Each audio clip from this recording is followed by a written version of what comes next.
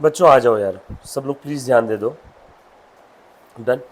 Basics of accounts चल रहा था जिसके अंदर में हमने अकाउंटिंग कॉन्सेप्ट स्टार्ट कर दिया था, राइट। सब लोग प्लीज़ ध्यान देना बेटा अच्छे से। अकाउंटिंग कॉन्सेप्ट में मैंने बिजनेस एंटिटी कॉन्सेप्ट आपको बता दिया था, गोइंग कंसर्न कॉन्सेप्ट देखा था, उसके साथ साथ पीरियोडिसिटी। उसके बाद हमने ये भी देख लिया था, कौन सा बेटा, money measurement, materiality, periodicity, conservatism, और कौन सा, cost concept, disclosure, revenue matching, dual aspect. बस इतना ही हुआ था ना। आ जाओ, लिखो बेटा ड्यूअल एस्पेक्ट कॉन्सेप्ट के बारे में सब लोग अब मेरे साथ साथ लिखना बेटा। हाँ, एग्जाम्पल बस, कॉन्सेप्ट नहीं हो रहा आगे, एग्जाम्पल है। डन।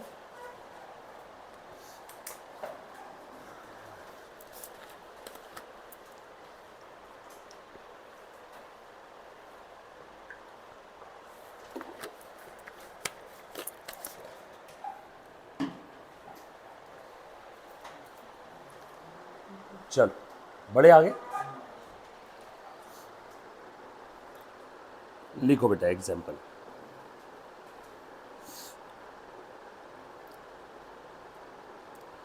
सबसे पहले अकाउंटिंग इक्वेशन लिख लो।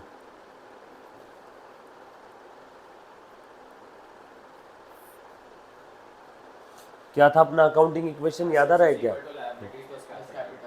Very good. Assets is equal to liabilities plus capital. Assets is equal to liabilities plus capital. अभी ध्यान देना, मैं वन बाय वन ट्रांजैक्शन बोल रहा हूँ और आपने क्या करना है, उसके दो दो इफेक्ट बताना है, राइट। सब लोग साथ में रहना। मैं ट्रांजैक्शन बोलता हूँ, आपने इफेक्ट बताना है बेटा। डन। जो बच्चा लाइव स्ट्रीमिंग देख रहा है, फेस टू फेस देख रहा है, मतलब प्लीज़ ध्यान दे दो। सब लोग साथ में रहना। ट्रांजैक्शन, हाँ बेटा, बहुत सिंपल ट्रांजैक्शन लिख रहा हूँ।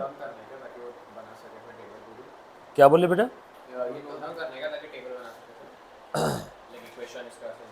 हाँ, फिर आप भी ऐसे लिख लो, एक काम करो, है ना, लेफ्ट साइड में ट्रांजैक्शन या सबसे पहले ट्रांजैक्शन बाद में इक्वेशन, कैसा भी चलेगा, जैसा आपको ठीक लगे। Business started with computer. मैं सीए बन गया। सीए बनने के बाद जो मेरा पर्सनल कंप्यूटर था, बस उसी की मदद से मैंने धंधा शुरू किया।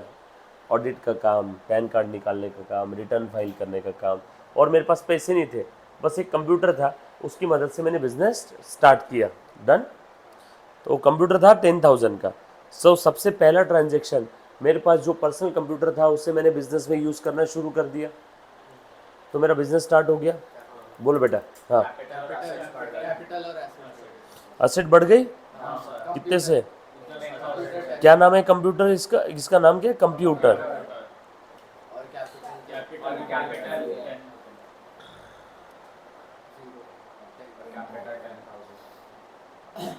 कैपिटल इंक्रीज, ओनर स्टार्ट किया ना, उसके बाद टैली हो गया। दूसरा ट्रांजैक्शन, ऑडिट फी रिसीव, सीए बन गया, मुझे ऑडिट फी मिली ₹1,00,000, बराबर। ऑडिट फी रिसीव हो गई। बोलो बेटा। कैश बोलो, बैंक बोलो, जो बोलना है बोल दो। असेट बढ़ गई ना, कैश या बैंक जैसे भी फीस मिला होगा, चेक से मिला होगा तो बैंक बढ़ेगा, बैंक बैलेंस, कैश में मिला होगा तो कैश बैलेंस बढ़ेगा, यस और नो, जो भी मिला होगा। और लाइबिलिटी जीरो। ऑडिट फीस मेरे लिए क्या है? इनकम। ध्यान दे बेटा सूरज, ऑडिट फी मेरे लिए क्या है? इनकम। इनकम है तो प्रॉफिट बढ़ेगा या कम होगा? बढ़ेगा। प्रॉफिट बढ़ेगा तो कैपिटल बढ़ेगा। यस और नो? सो यहाँ पे मैंने लिख दिया बेटा।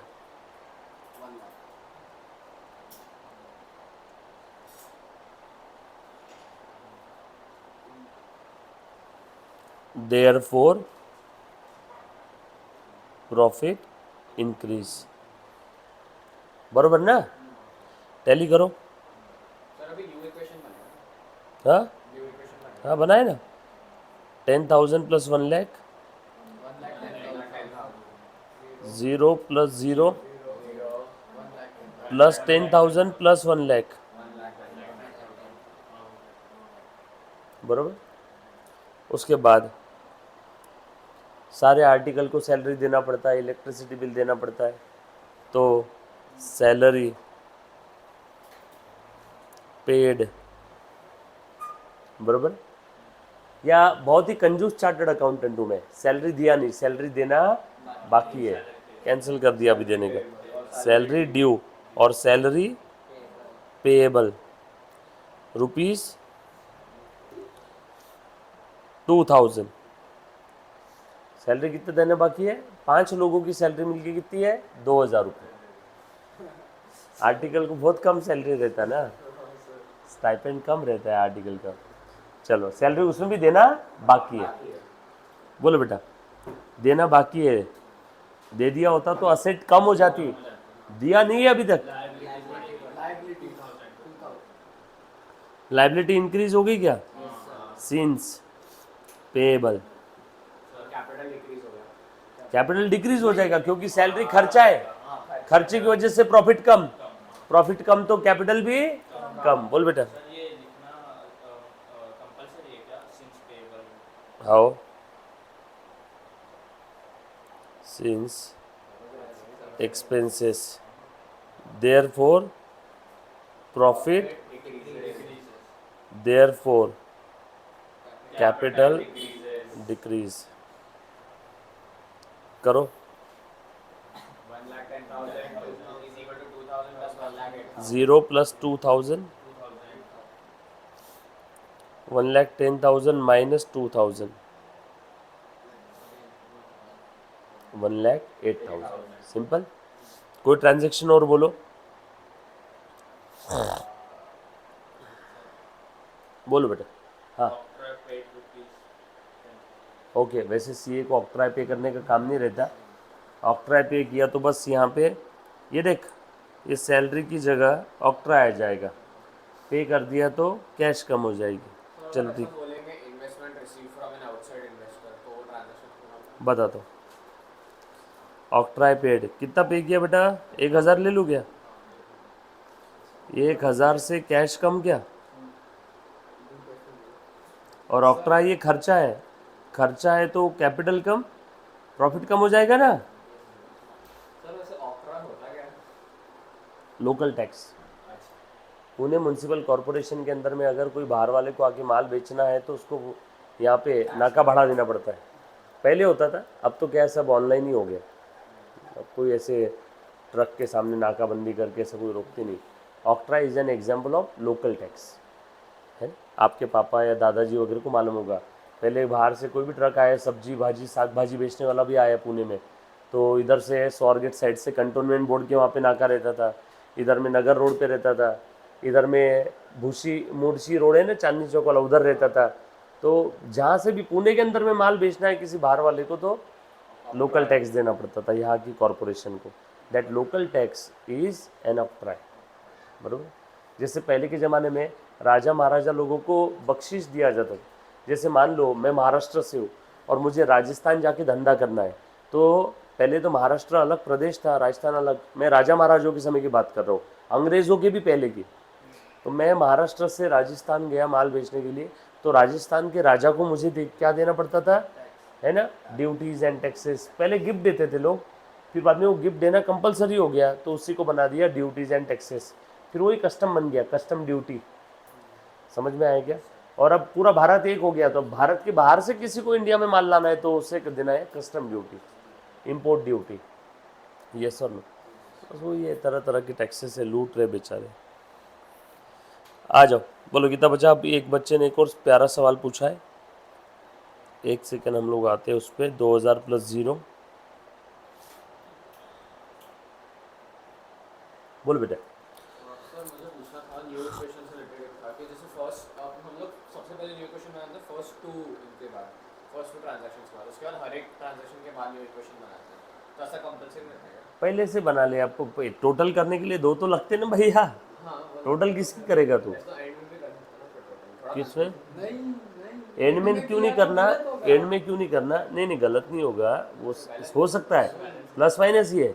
बट ये फिर हमारा ऑब्जेक्टिव क्या था? तुमको ये साबित करके देना कि हर ट्रांजेक्शन के बाद तुम्हारा इक्वेशन टैली हो रहा है। ये मेरा ऑब्जेक्टिव ही खत्म कर दिया तूने। मेरा ऑब्जेक्टिव क्या था?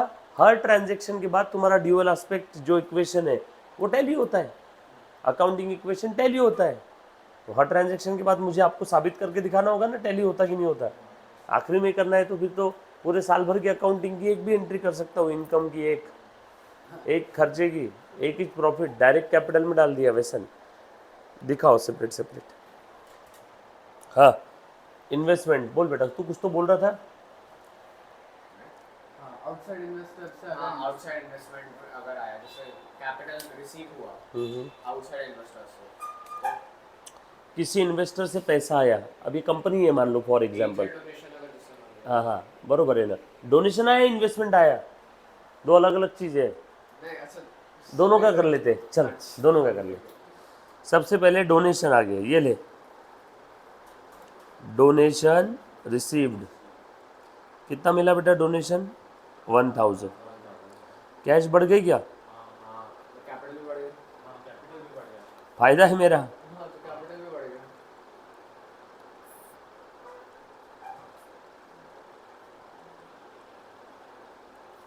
बरोबर है क्या? और उसके बाद अब इन्वेस्टमेंट आया किसी बाहर वाले से,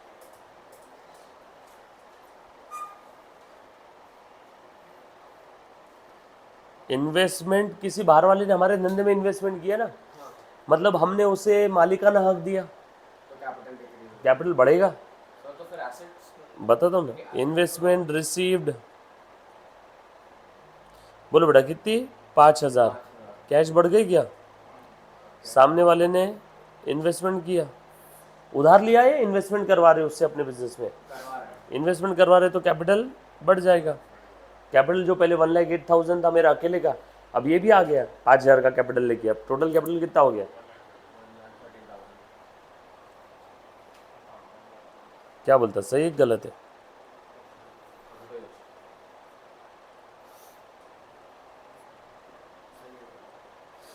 डन, लिख लो ये, काफ़ी हो गए 6 ट्रांजेक्शन। कौन सा बेटा? डन।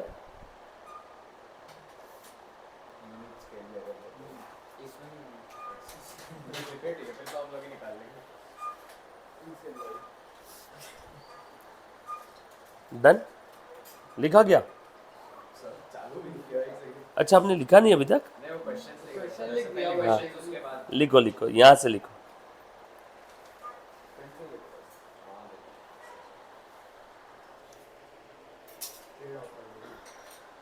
क्या करूँ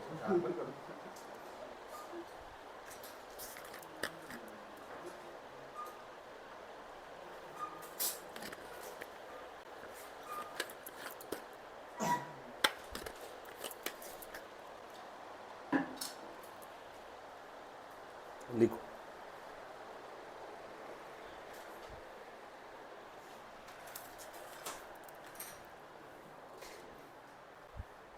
सर मैं इसका चेक कर देती हूँ, किसका है मुन्ना? मेरा सही है सर। आ रहा है क्या बरोबर? हाँ सर। बरोबर कर सर लियो। मेरे को ना, सुनो ना, ये मेरे को आपने जो बोला था ना अलग अलग, वो इजी नहीं लगता, ये इजी लगता है।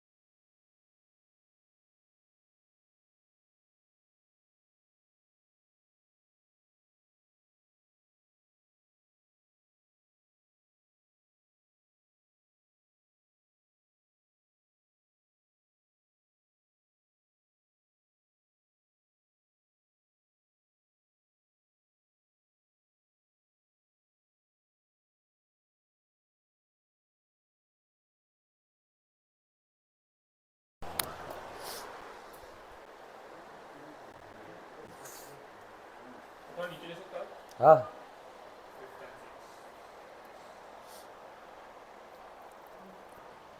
सब लोग देख रहे हैं क्या अच्छे से?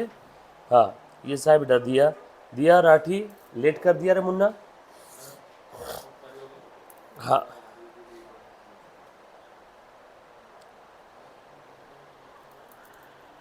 लिखो जल्दी जल्दी से।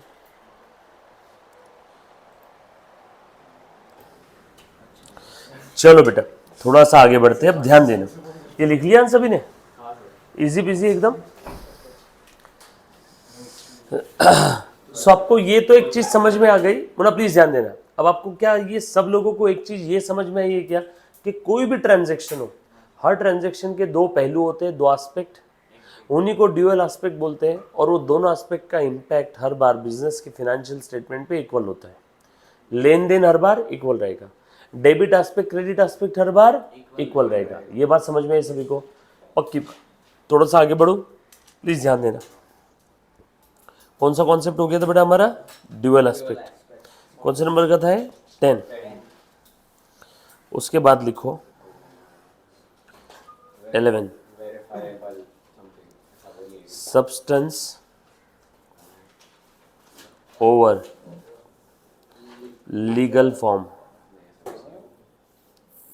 सब्सटेंस ओवर लीगल फॉर्म लिखा बेटे सभी ने?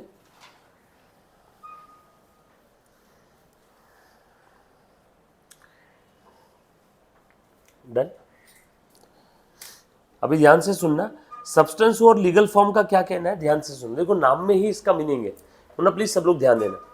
ये कॉन्सेप्ट अकाउंटेंट को कहता है, हे अकाउंटेंट सुन, जब भी तू अकाउंटिंग करेगा तब तूने क्या करना है? सब्सटेंस को, इकोनॉमिक रियलिटी को, वस्तु स्थिति को देख करके अकाउंटिंग करना है, ना कि लीगल फॉर्मेलिटी को।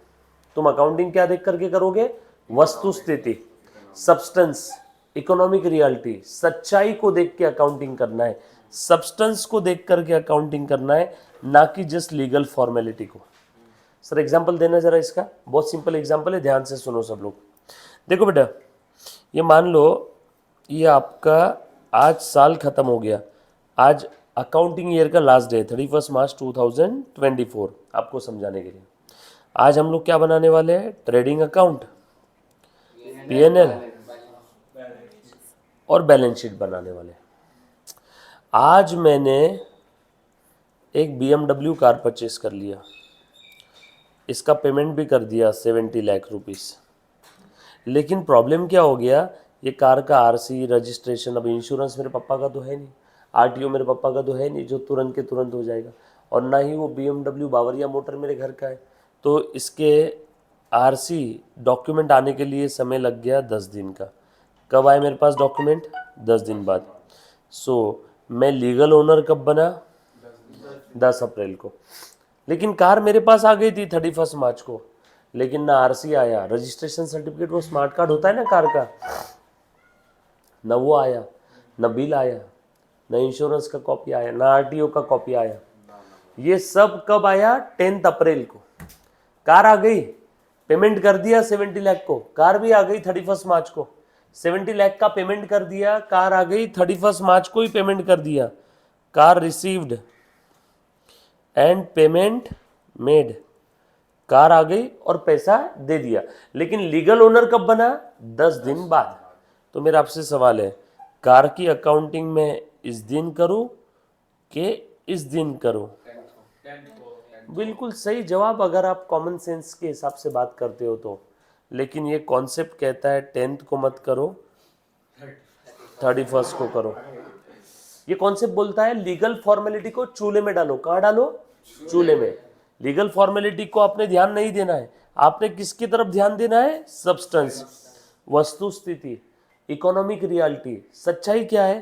पेमेंट कर दिया, कार आ गई, 31 मार्च को ही अकाउंटिंग करके 31 मार्च के बैलेंस शीट में असेट साइड में दिखा दो BMW car 70 lakh rupees.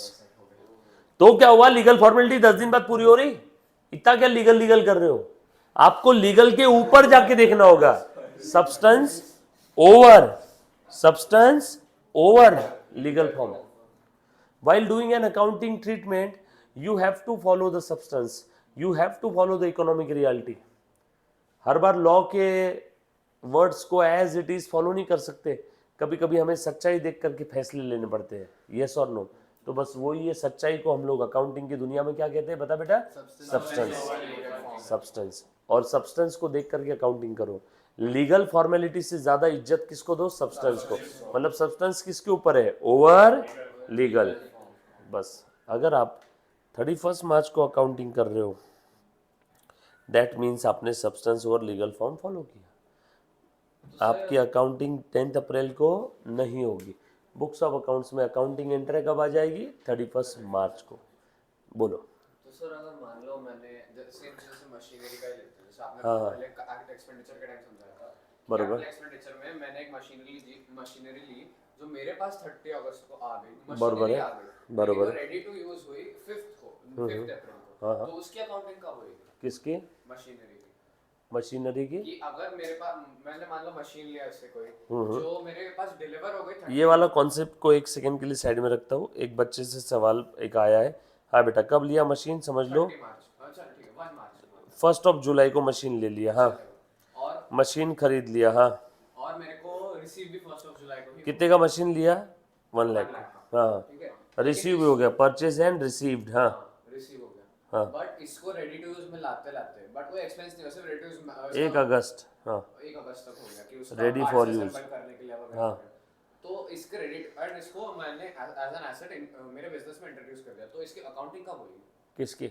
Machine की 7th को फर्स्ट काय को बस को यहीं से शुरू हो जाएगा। बोल, कौन कौन से खर्चे इनकर किए ड्यूरिंग द ईयर? इंस्टॉलेशन के खर्चे किए होगे ना, समझ ले 20,000 बस, और जो भी होगे। तो 1 जुलाई को एक एंट्री पास करेगा, machine account debit to cash 1 lakh 1 lakh. फिर ये कब हुआ इंस्टॉलेशन? समझ ले 10 जुलाई को। तो 10 जुलाई को एक और एंट्री पास करेगा, फिर से machine account debit to cash 20,000 20,000। बरोबर है क्या? कुल मशीन कितना हो गया अब? 1,20,000। हो गया ना 120। अच्छा सिंपल, एकदम कीप इट सिंपल ब्रो। 1 + 2 = 3। बोलो। 1 जुलाई से शुरू और बीच में अगर और कोई खर्चे किए, मान ले और कोई खर्चे किए, यहाँ पे ड्यूटीज एंड टैक्सेस पे किए मशीन के लिए 30,000 के, फिर से एक entry, machine account debit to cash. Duties and taxes account नहीं बना रहे हम लोग। तो सर हर बार एक नया एंट्री होगा? हाँ, हर बार एक नया एंट्री, हर बार वो सारे खर्चे जो भी दे रहे हो किस में ऐड कर रहे हैं? मशीन की वैल्यू पे। तो हर बार डेबिट भी किसको कर रहे हैं? मशीन को। बचपन से सबने पढ़ा है, मशीन असेट है, असेट को बढ़ाना है तो उसे क्या करो? असेट को बढ़ाना है तो क्या करो? असेट को बढ़ाना है तो क्या करो? मैं भी तो वही करे जा रहा हूँ। बरोबर, ऑल सेट। बोल।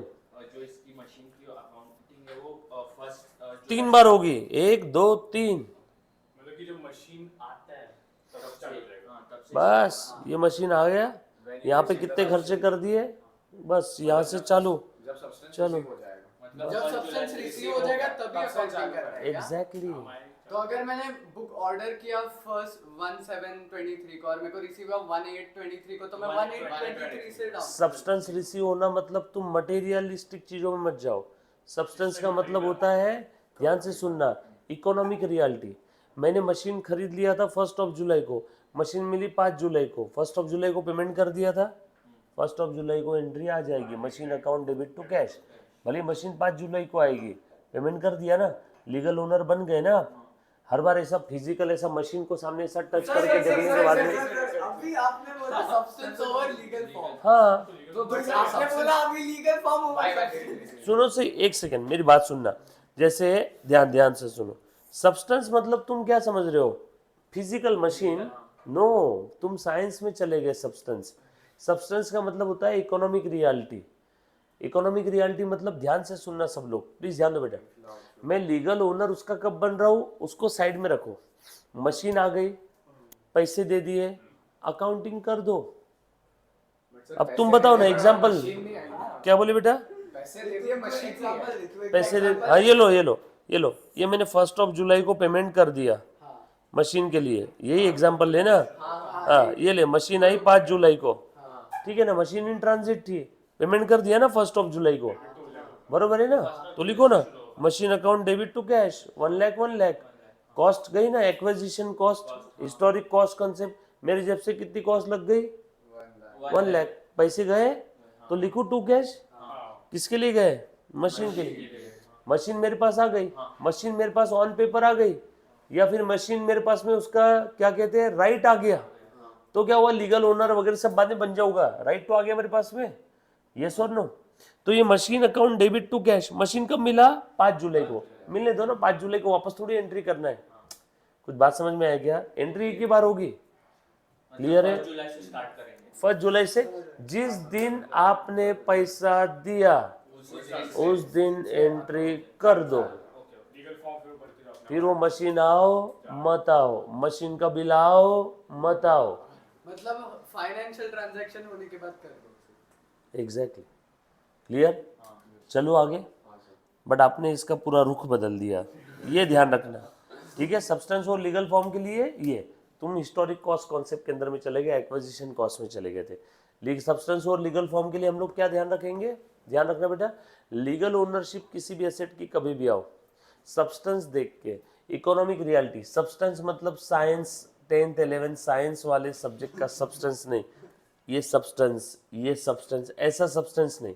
सब्सटेंस मतलब इकोनॉमिक रियलिटी है ना, in between, read between the line, यानी एज्यूम करना है, अज्यूम भी नहीं करना है। सब्सटेंस का मतलब क्या होता है, जैसे ध्यान से सुनो, मैंने BMW कार खरीदा, पेमेंट कर दिया हुआ, कुछ तुच्छ फॉर्मेलिटीज पेंडिंग है, लीगल ओनर, मेजोरिटी कार तो मेरी हो गई ना, तेरे घर पे दोस्त आए तो तू पेड़े कब देगा, 31 मार्च को है, नहीं नहीं RC आने के बाद ही पेड़े दूंगा, भैया कार आ गई, स्वस्तिक कब निकाल लेगा, 31 मार्च को ही निकाल लेगा, यस और नो, कार आ गई वो तेरी ही है, सिर्फ कुछ लीगल फॉर्मेलिटी बाकी है, तेरा एंगेजमेंट हो गया आलिया भट्ट के साथ, अब वो तेरी ही है ना, अब तू आलिया को तेरी बीवी ही समझ, तो क्या हुआ, शादी होना बाकी है, एंगेजमेंट हो गया, रिंग पहना ली, यस और नो। तो सब्सटेंस देखो, लीगल फॉर्मेलिटी मत देखो, राइट, ये लिखो बेटा, सर हम कैश को भी सब्सटेंस कंसीडर कर सकते हैं ना, नहीं। अगर हमने कैश को सब्सटेंस कंसीडर कर दिया ओवर लीगल फॉर्म, तो जब कैश जा रहा है तो हम उसकी अकाउंटिंग वैसे ही करेंगे। कैश जा रहा है तो वैसे भी अकाउंटिंग करना है, कोई एज्यूम करने की जरूरत ही नहीं है, अब तो पूछ रहे अरे क्लियर हुआ क्या, किसी को नहीं समझाए तो प्लीज वापस पूछो, हाँ बोल बेटा, एक अलग एग्जांपल, जैसे कि अभी ये क्लासेस के लिए हाँ, फीस हाँ, दिया मैंने, हाँ, हाँ, तो समझो मार्च के स्टार्ट, हाँ हाँ, तो वो टाइम से अकाउंटिंग स्टार्ट होगी कि मार्च के फीस के लिए मैं उसका इस कॉन्सेप्ट का कोई संबंध ही नहीं है, हाँ तुमने क्लास की फीस पे कर दी, बरोबर है, तो फिर वो टाइम से अकाउंटिंग स्टार्ट हो जाएगी। तुम्हारी फीस आ गई मेरे पास में, वो फीस हो गया मेरे लिए income, cash account debit to fees, बरोबर है, हाँ हो गया, वहाँ से स्टार्ट हो गया, हाँ स्टार्ट हो गया। फिर वो सबसे वो लीगल फॉर्म एडमिशन मिलना बाद तुम में एक वो सेकंड सब गलत legal कॉन्सेप्ट के लिए गलत एग्जांपल ले रहे हो, क्लास की फीस का और इसका कोई कनेक्शन नहीं है। सब्सटेंस और लीगल फॉर्म जनरली कब आता है, जहां पे लीगल फॉर्मेलिटी कोई तो फ्यूचर डेट पे होती है और उस एसेट उससे पहले आ जाती है, लीगल फॉर्मेलिटी कोई तो फ्यूचर डेट पे हो रही है, बोल ना, बताता हूँ, अगला क्वेश्चन स्टार्ट कर, हाँ चलो बेटा आगे, प्लीज ध्यान देना सब लोग, आ जाओ, और कौन है यहाँ पे, यस सोहम, दिया, अजिंक्य, चलो आगे बढ़े हम लोग, ये लिखा क्या सभी ने, आपको आपके चाहने वालों का वास्ता डाउट है तो अभी पूछो, सौगंध दे रहा हूं सबको, यहाँ पे डाउट पूछो, मेरे पास 50 तरीके हैं समझाने के, कोई चीज अगर क्लियर नहीं हो रही है तो प्लीज तब के तब पूछना है, ऑनलाइन ऑफलाइन जीडीपीडी रिकॉर्डिंग कैसे भी अगर आप देख रहे हो तो, राइट,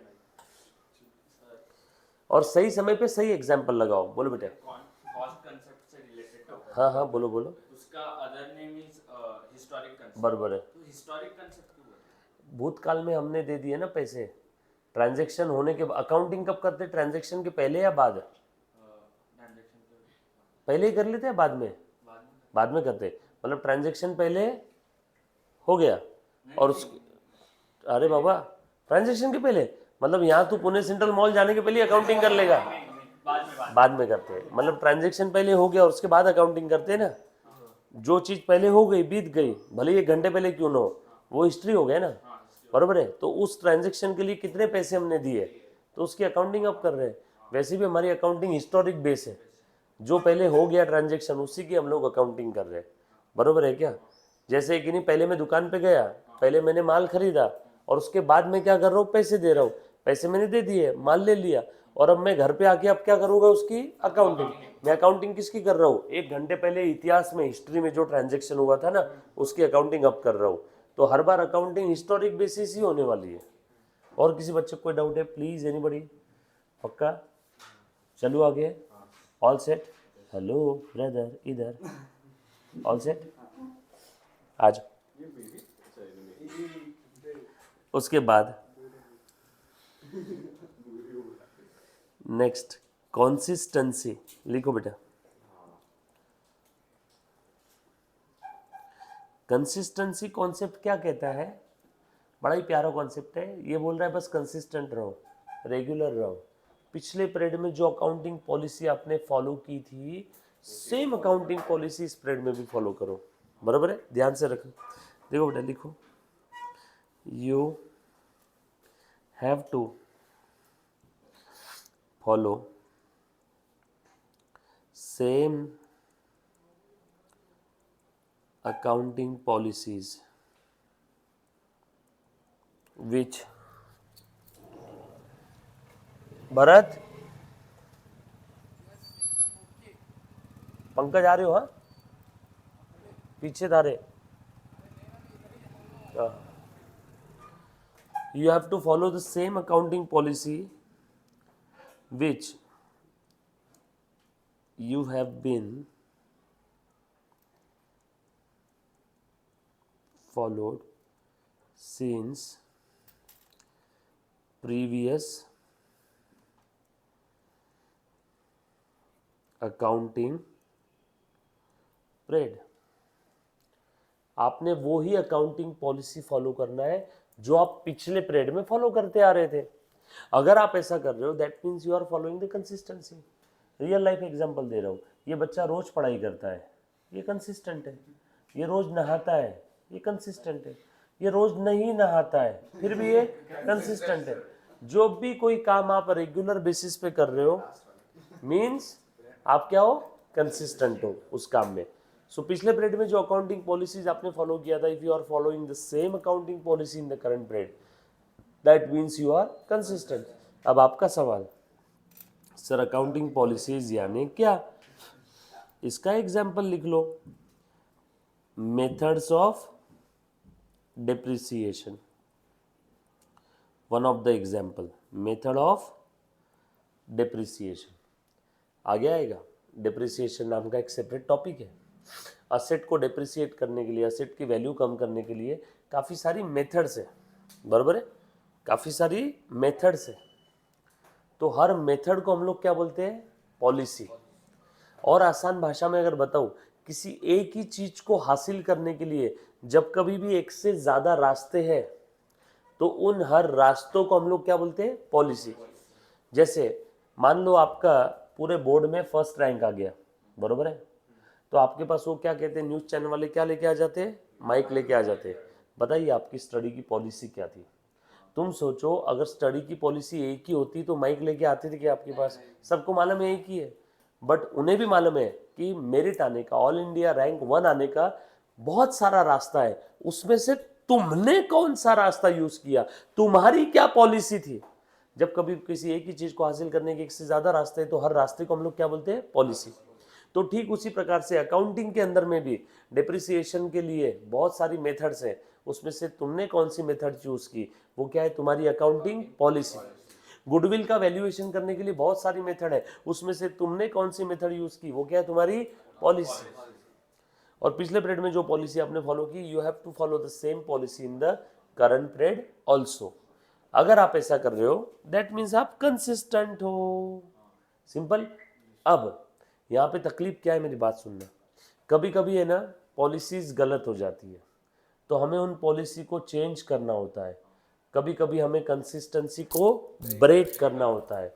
कभी कभी दाग अच्छे हैं, इसीलिए सर्फ एक्सल, यस और नो? तो कभी कभी कंसिस्टेंसी ब्रेक करना भी अच्छी बात है। अगर आपको लगता है कि ये जो पॉलिसी है, जो पिछले पीरियड में फॉलो की है, पॉलिसी सही नहीं है, तो यस, इन दैट केस आप उस पॉलिसी को ब्रेक कर सकते हो, अदरवाइज इन जनरल आपने सेम पॉलिसी फॉलो करना है। ये बात समझ में आई अर्णव? पक्की बात, सब लोग साथ में? So simple. लिखो नेक्स्ट। अब लिखो अक्रूअल कॉन्सेप्ट।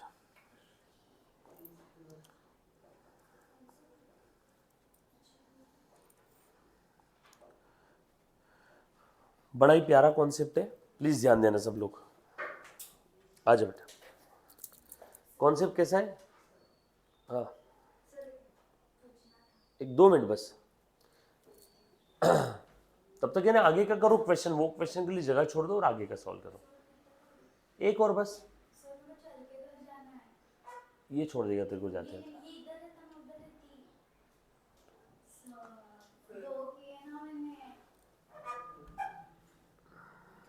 हो गया क्या? ठीक है, बस 5 मिनट। ठीक है, आ जाओ। क्वेश्चन, बच्चे कितने डर जाते हैं क्वेश्चन सॉल्व करने से। आ जाओ, ध्यान देना बेटा। सो अक्रूअल कॉन्सेप्ट की अगर मैं बात करूं, मुन्ना प्लीज ध्यान दे दो। बड़ा ही प्यारा कॉन्सेप्ट है। कॉन्सेप्ट कहता है कि आपने इनकम और एक्सपेंसेस का अकाउंटिंग करना है as and when such income और एक्सपेंसेस वर ड्यू और अक्रूड।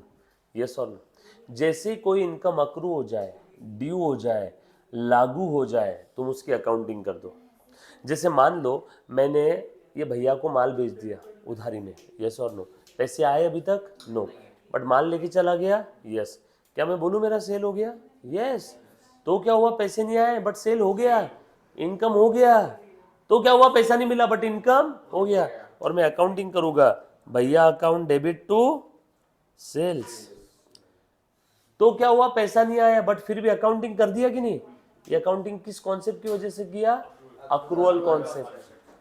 वरना लोग तो अड़ जाते थे, सर पैसे नहीं आए फिर भी आप अकाउंटिंग कैसे कर रहे हो?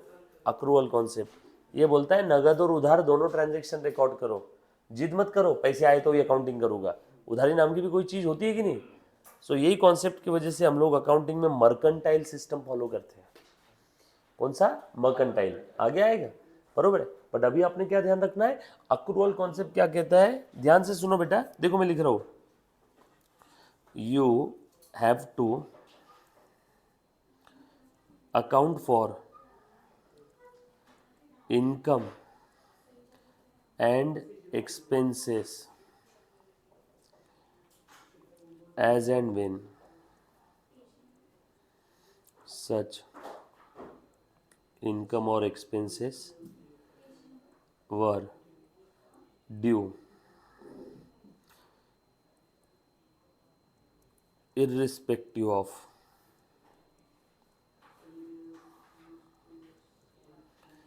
actual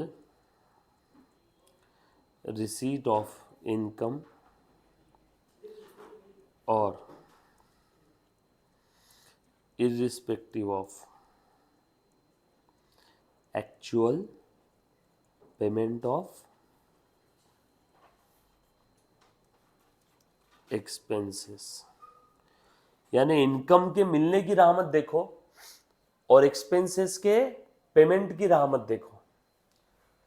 जैसे इनकम अक्रू हो गया, ड्यू हो गया, लागू हो गया, आप उसकी अकाउंटिंग कर दो। जैसे एक्सपेंस अक्रू हो गया, ड्यू हो गया, लागू हो गया, आप उसकी अकाउंटिंग कर दो। एक्चुअल पेमेंट की राह मत देखो, इनकम के एक्चुअल मिलने की राह मत देखो। इसीलिए अगर मंथ एंड है, सैलरी ड्यू हो गई तो मैं अकाउंटिंग कर देता हूं salary account debit to salary payable. भले मैंने पे नहीं किया बट फिर भी मैंने अकाउंटिंग कर दी salary to salary payable. Yes और नो? ये लिखा बेटा सभी ने? डन? पक्की बात? सारा लिख लिया यहाँ तक?